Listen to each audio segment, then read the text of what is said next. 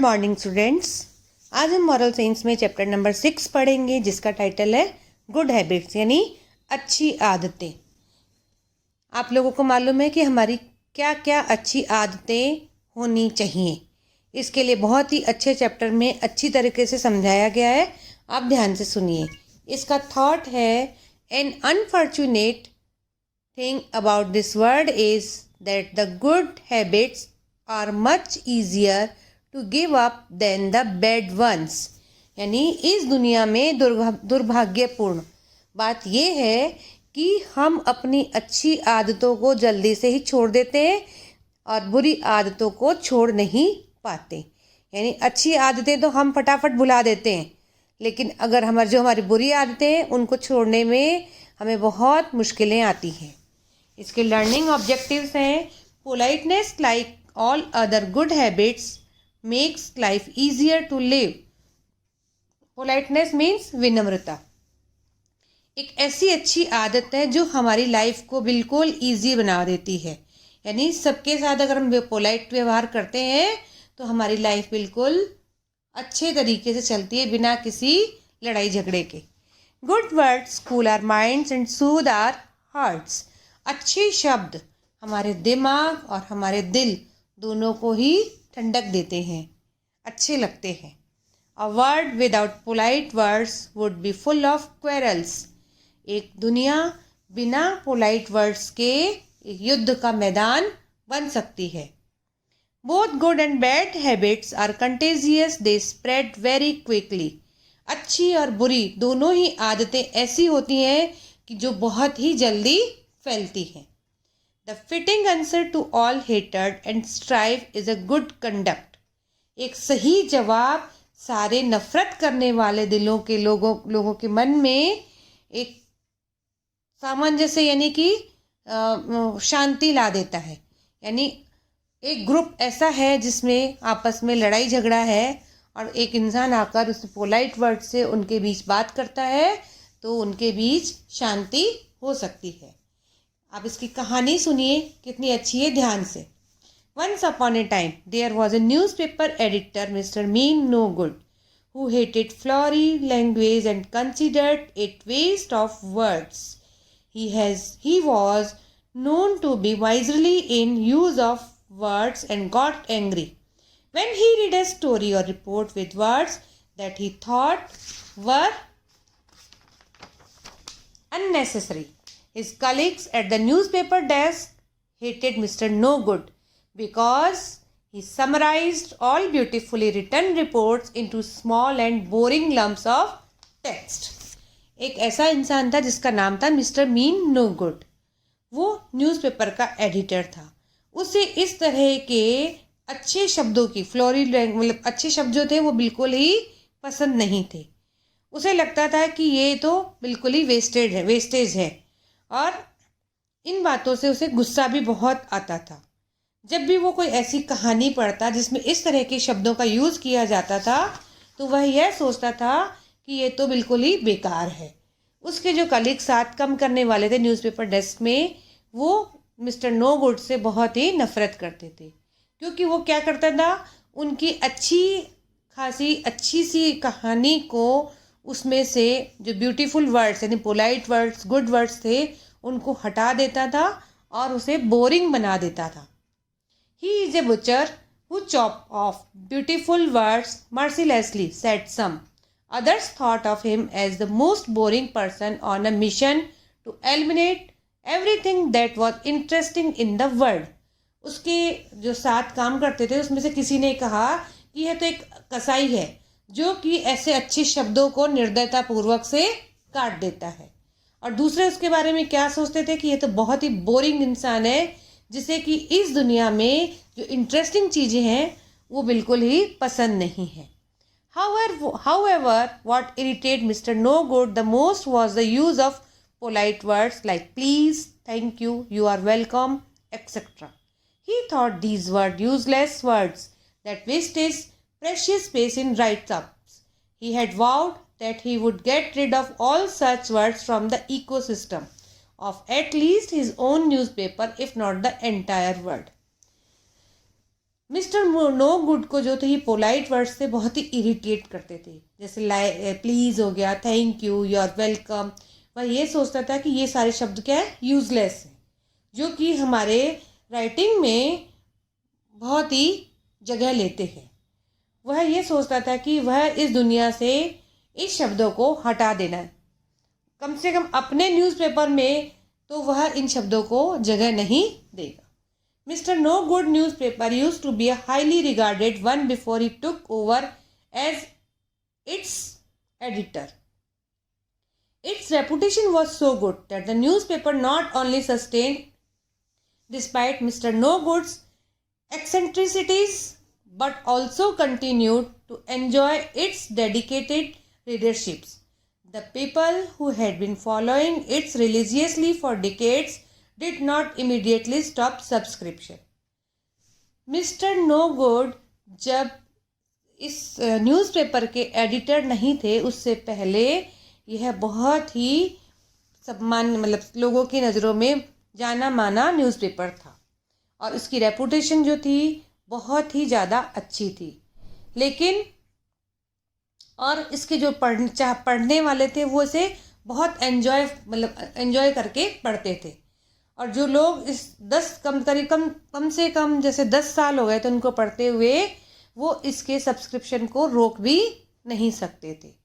Since Mister No Good's newspaper was widely read, what it published and how it published were always taken seriously. So the sudden disappearance of all polite and beautiful words from its vocabulary had an unpleasant effect on the vocabulary of its readers too. Mister No Good's का newspaper जो था वो बहुत ही ज़्यादा संख्या में लोग पढ़ा करते थे और इसमें जो भी छपता था, क्या छपता था, कैसे छपता था, उसे सीरियसली लिया जाता था। इसीलिए जब मिस्टर नो गुड इसके एडिटर बने तो अचानक से उनकी राइटिंग में इस तरह के पोलाइट और ब्यूटीफुल वर्ड्स जब हटा दिए गए तो इसका इफ़ेक्ट इसके पढ़ने वालों रीडर्स पर भी पड़ा। यानी कि पहले जब तक वो इसके एडिटर नहीं थे तब तक तो लोग बहुत एंजॉय करके उसको पढ़ा करते थे, लेकिन जब से ये एडिटर बने उन्होंने क्या किया, इसमें से पोलाइट वर्ड्स हटा दिए, जिसका इफ़ेक्ट उनके रीडर्स पर भी बहुत पड़ा। In no time at all the word that were once considered good began to be forgotten by people. As a result, most people like Mr. No Good himself became ill-tempered, grumpy, impolite and rough. Good words generate softer feeling in people and have a soothing effect on them.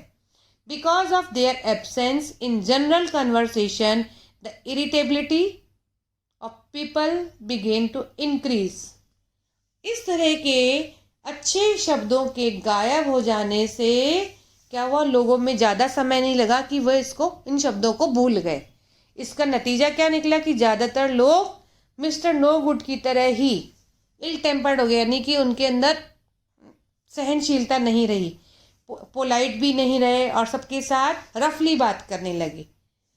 Good words क्या करते हैं कि हमारे अंदर softer feeling लाते हैं और लोगों के अंदर उसका अच्छा प्रभाव भी पड़ता है।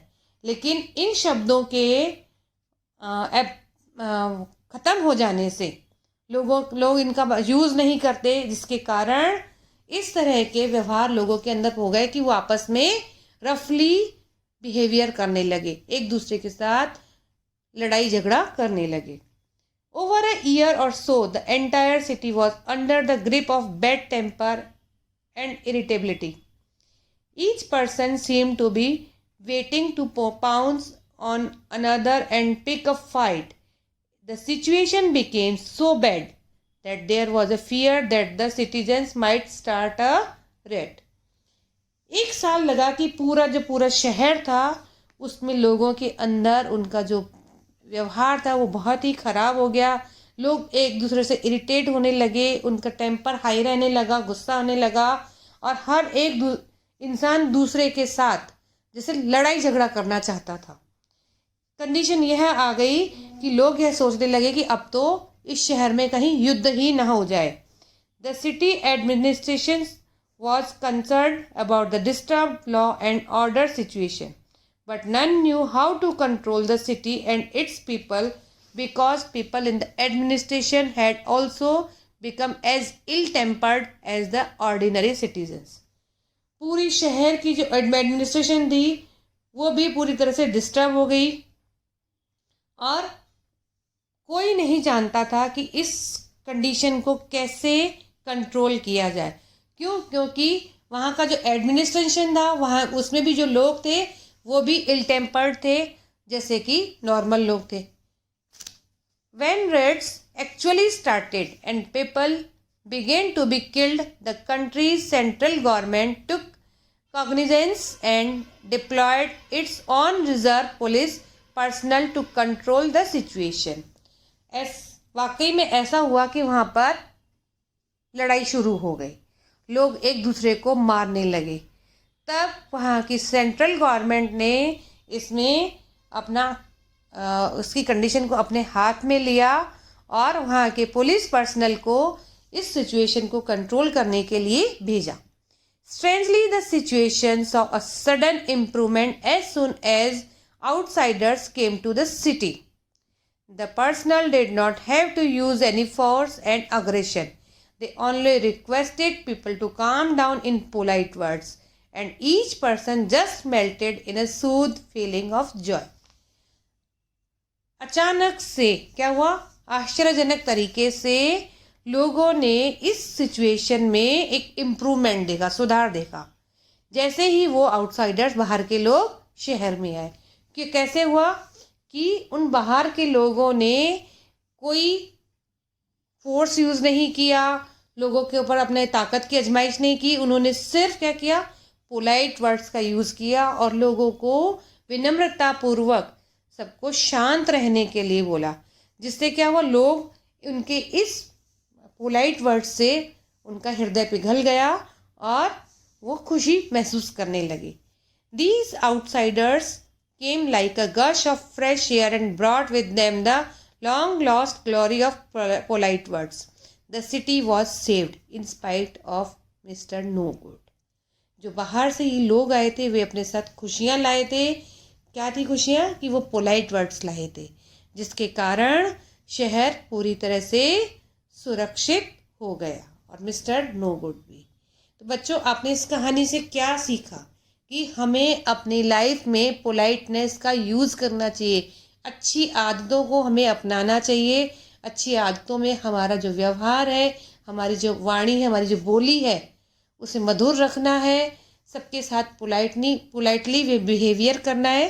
तभी हम दूसरों से भी उम्मीद कर सकते हैं कि हमारे साथ भी वो अच्छा व्यवहार करेगा। ये आप अपनी डेली लाइफ में भी इसको महसूस करते होंगे कि जब आप किसी से रूडली बात करते हैं तो उसका आंसर आपको अच्छी तरह से नहीं मिलता है, लेकिन जब आप किसी पोलाइट वर्ड्स के साथ किसी चीज़ के लिए बोलते हैं तो आपकी वो बात पूरी हो जाती है।